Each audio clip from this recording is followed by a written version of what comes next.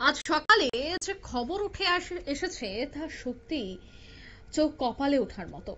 কলকাতা থেকে ব্যাঙ্গালোরের ভাড়া 1,00,000 টাকা। সকালে প্রায় 600 বিমান বাতিল করলো ইন্ডিগো কর্তৃপক্ষ। যদিও ভোর রাত পর্যন্ত আপডেট ছিল যে 300, কিন্তু এবার তা বেড়ে কিন্তু 600 হয়ে গেছে। দেশ জুড়ে বিমান পরিষেবা রীতিমতো বিপর্যস্ত, কিন্তু কেন, এর পেছনে কি কারণ, বিস্তারিত জানবো। টেলিফোন লাইনে যুক্ত হয়ে গেছে প্রতিনিধি বিপ্লব চন্দ্র। বিপ্লব দা, ঠিক কি জানতে পারছো? দেখো, বলা যায় যে বর্তমান বছরের শেষান্তে কিন্তু একটা নতুন ভাবে কিন্তু আলোড়ন তৈরি, সেটা হলো চরম ভোগান্তির শিকার দেশ জুড়ে বিমানের কারণে। অর্থাৎ দেশ জুড়ে বৃহত্তর এয়ারলাইন ইন্ডিগোতে এখন চরম বিশৃঙ্খলতা চলছে এবং যার কারণে প্রায় 600 বিমান উড়ান বাতিল করা হয়েছে গোটা দেশে।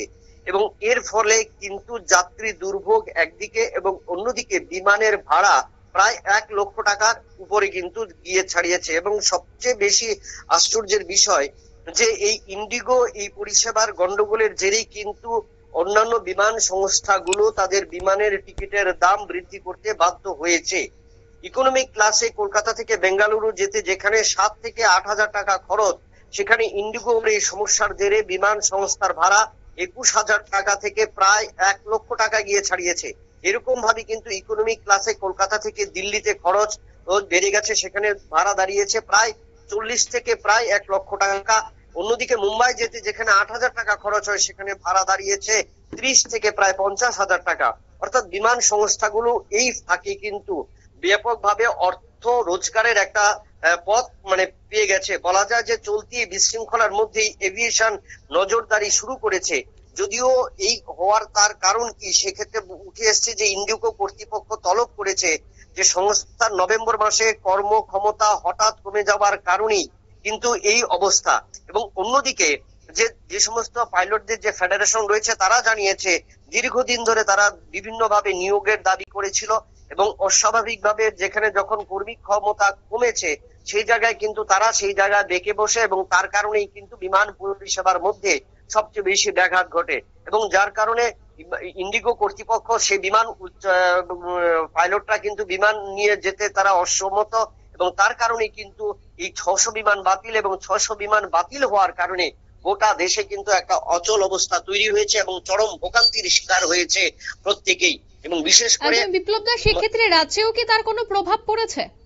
হ্যাঁ, নিশ্চয়ই প্রভাব পড়েছে। সেক্ষেত্রে সবচেয়ে বেশি প্রভাব পড়েছে কারণ আমরা জানি দ্রুত পরিষেবার ক্ষেত্রে বিমান পরিষেবা একটা কাজ করে এবং সেই ক্ষেত্রে অসুস্থ রোগী যারা রয়েছেন এবং বিভিন্ন খেলার দলগুলো যারা ইতিমধ্যে বাইরে যাবে বা যারা যাদের সামনে টুর্নামেন্ট রয়েছে, এই সমস্ত দলগুলোর খেলোয়াড়রা এবং অসুস্থ রোগীরা কিন্তু সবচেয়ে বিপাকে পড়েছে এবং অর্থনৈতিক ক্ষেত্রে সেই জায়গাটা সবচেয়ে বেশি ধাক্কা দিয়েছে। এবং এই বিষয়ে কিন্তু সরকারের প্রতি দৃষ্টি আকর্ষণ কেন্দ্রীয় বিমান মন্ত্রক বা বিমান দপ্তরের মন্ত্রীর উপরও কিন্তু সেদিকে নজর দেওয়া হয়েছে। যদিও সেই ক্ষেত্রে তারা এখনো পর্যন্ত কোনো সবুজ সংকেত দেয়নি, যার কারণে কিন্তু গতকাল যেখানে 300 ছিল আজ কিন্তু সেই বিমান পরিষেবার ব্যাহত হয়েছে। প্রায় 600টি বিমান গোটা দেশে কিন্তু বাতিল হয়েছে। অঙ্কিতা, একদমই ধন্যবাদ। অর্থাৎ প্রায় 600টি বিমান এখনো পর্যন্ত বাতিল হয়েছে। তবে যে কারণ জানা গেছে তা হচ্ছে যে ইন্ডিগোতে কর্মক্ষমতা কমছে, লোক নিয়োগ করা হচ্ছে না, আর তাতেই কিন্তু যাদেরকে দিয়ে এই বিমান পরিষেবা সচল রাখা হচ্ছিল তারা এবার তাদের কাছ থেকে সরে দাঁড়াচ্ছে। হোক সেটা পাইলট, হোক সেটা গ্রাউন্ড স্টাফ, প্রত্যেকেই কিন্তু অভিযোগ করছে যে এত অল্প কর্মী দিয়ে কাজ হবে না, সরে আছে। আর যার জন্যই গোটা দেশ জুড়ে কিন্তু পরিষেবায় বড়সড় প্রভাব পড়েছে। আজ রাত্রেও সকালে দেখা গেছে যে আগরতলা বিমানবন্দরেও কিন্তু রীতিমতো কেওয়াজ দেখা গেছে, কারণ পরিষেবায় বেঘাত মানেই সেখানে প্রচুর অর্থ বা খরচ হওয়া, বা একের পর এক কানেক্টিং ফ্লাইট থাকে, সেক্ষেত্রে একটি ফ্লাইট যদি সেখানে বাতিল হয়ে যায় পরবর্তী ফ্লাইট সেখানে ধরতে অনেকটাই অসুবিধা হয়ে যায়, পরপর ফ্লাইট বাতিল হতে থাকে। এই সমস্ত বিষয়গুলিকে কেন্দ্র করে কিন্তু রীতিমতো নাজেহাল যাত্রীরা। এখন দেখার বিষয় কেন্দ্রীয় বিমান সংস্থা এই বিষয়ে কি পদক্ষেপ গ্রহণ করে। নিয়ে নিচ্ছি ছোট্ট একটি বিজ্ঞাপন বিরতির, সঙ্গে থাকুন।